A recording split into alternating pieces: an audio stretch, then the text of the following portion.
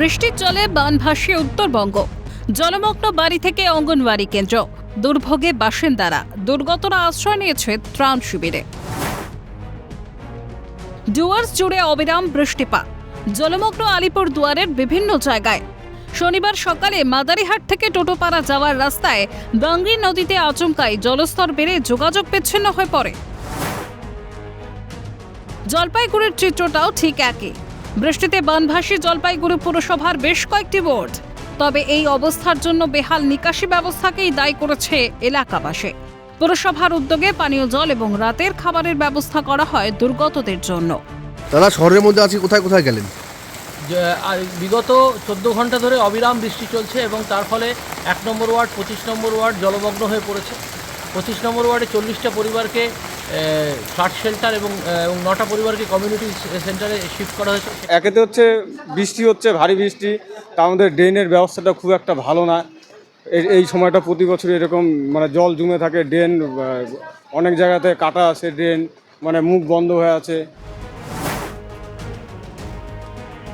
তিস্তার জল ঢুকে গত কয়েকদিন ধরেই মালবাজার ব্লকের টোটগাঁও এলাকা জলমগ্ন।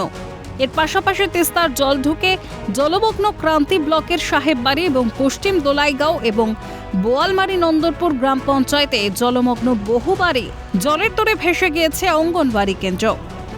করলাম, ডেপুটেশন দিলাম, মার্কস পিটিশন দিলাম অনেক বছর আগে থেকে এই গ্রামকে বাঁচানোর জন্য, কিন্তু প্রশাসন এখন পর্যন্ত কিছু করে নেই।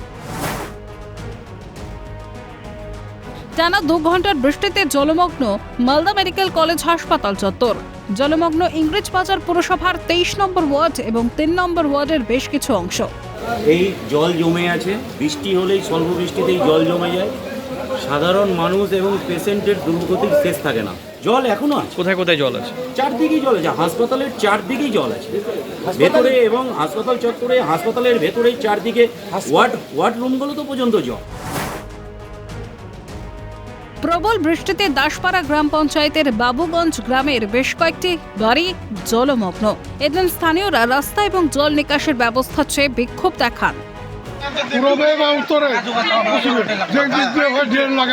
মানে জল নিকাশের ব্যবস্থা করতে হবে, তাই তো? মালিকর ডুবে গেছে আমাদের। এই জায়গাটা কোথায়? বাবুগঞ্জ।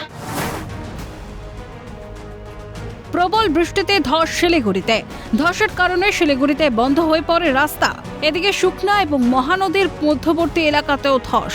স্বাভাবিকভাবেই অবরুদ্ধ হয়ে পড়েছে টয় ট্রেনের ট্র্যাক। পরিস্থিতি স্বাভাবিক না হওয়া পর্যন্ত ট্রেন পরিষেবা বন্ধ থাকবে। বাড়িঘর থেকে শুরু করে সবকিছুই গিয়েছে জলের তলায়। ঘুম উড়েছে উত্তরবঙ্গের বাসিন্দাদের। ক্যালকাটা নিউজ।